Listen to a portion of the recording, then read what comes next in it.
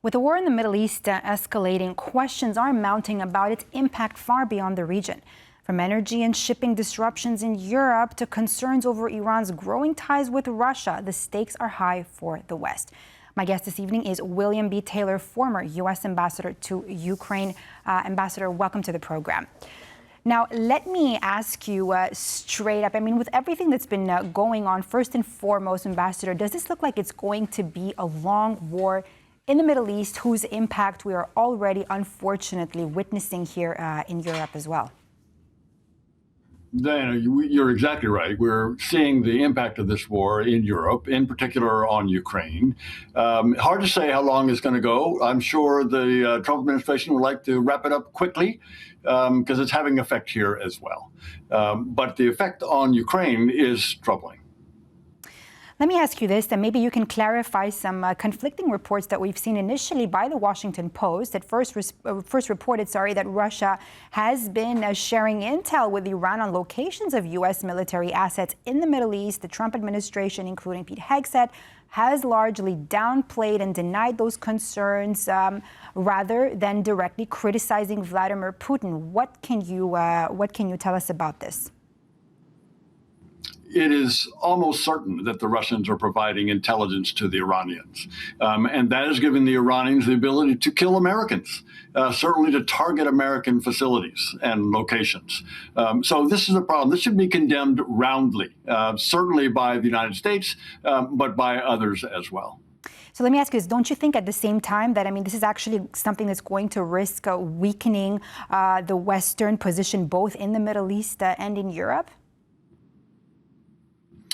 I think this reinforces the determination, certainly of the Ukrainians, but I think it will also reinforce the determination of Europeans. It is very clear that the Russians are on the side of the Iranians. The Russians are on the side of a dictator in Iran. The Russian dictator is supporting an Iranian dictator.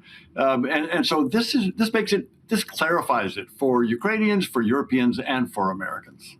And do you think if Russia actually is coordinating with Iran, like you're saying, while Europe is facing a growing instability, of course, with our next door neighbor that's in a complete war with Russia, as in Ukraine, do you think this is going to somehow create a two-front security challenge for Europe?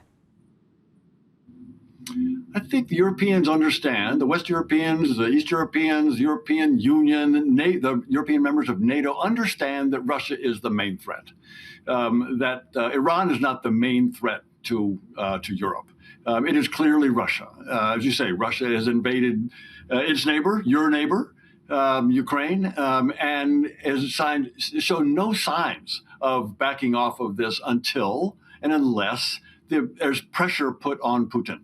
So that's where the focus needs to be. And I think this demonstration, the Russians providing this intelligence to the Iranians, this demonstrates where the Russians are and why they need to be opposed. All right. Let me ask you this now. When I read this, I believe, personally here that this may be a turn of events. But now we had here today, earlier on, President Zelensky say that Ukrainian drone experts are going to be heading to the Middle East from what we understand tomorrow, Monday, to help counter Iranian Shahed drones in exchange for American air defense missiles. Now, Ambassador, is the war in Ukraine suddenly reshaping security partnerships far beyond Europe? And is Zelensky here going to have some kind of advantage here right now as the war continues on, or at least in negotiations somehow with Trump? Absolutely. I think President Zelensky has great leverage now. He has a capability. The Ukrainians have developed the capability to deal with these Shaheds. And the Shaheds, as we know, originated in Iran. The Ukrainians know how to deal with this threat, and the Americans don't. And the Middle East forces do not know how to deal with this. They should have learned, but haven't. So President Zelensky has offered to provide that expertise and some hardware, the interceptors to go after these drones. So yes, I think this is good for Ukraine. I think this will reinforce the importance of defense, air defense for the Ukrainians. And if the Ukrainians can provide this kind of support in the Middle East, then Europeans and Americans should provide that kind of support to Ukraine. Mr. Ambassador, shipping routes, are already under pressure. We have energy supplies that are already threatened by this war that's lasted a little over a week now. Do you think disruptions in global trade that are starting to affect shipments between the United States and Europe and actually risk turning a security crisis into more of an economic one for the transatlantic alliance? What are we seeing on this front? Yes, Diana, I think it's a crisis, an economic crisis, not just for the transatlantic alliance, but for the world. Oil prices clearly respond to the blockage in the Strait of Hormuz, where a lot of oil and natural gas and liquid natural gas transits. And that's having a big effect. That constraint is having a big effect on world oil prices, and that's having an effect on economies around the world. This demonstrates the importance of support for Ukrainians, support for the reduction of military support going into Iran. You did say, of course, the oil, some of the things that we have been hearing here, of course, analysts also say is that Russia is actually benefiting from all of this, and particularly through higher oil prices and now a reduced of unfortunate Western focus on Ukraine. Do you think that Russia is actually, that this war in Iran is actually indirectly, quote unquote, strengthening Russia? How is Putin looking at all of this? Putin loves the fact that the oil prices are going up. There's no doubt. The United States and Europe and Ukraine were having a real effect on the revenues going into the Russian economy from the sale of oil and gas. Oil prices were low. Shadow fleet was being taken out. But this increase in oil prices means that Russia can sell its oil for more than it could a week ago, and that is benefiting the Russian war economy. So yes, I think Putin is taking advantage of these higher oil prices to enable his fight, his aggression against Ukraine to continue to be funded. Ambassador, I want to ask you whether you agree or not on, do you think that the United States is actually finding itself largely alone in this conflict with Iran? Did it anticipate all these attacks on U.S. bases in the region, that it's gone to this extent? I think this demonstrates, Diana, that the United States needs allies.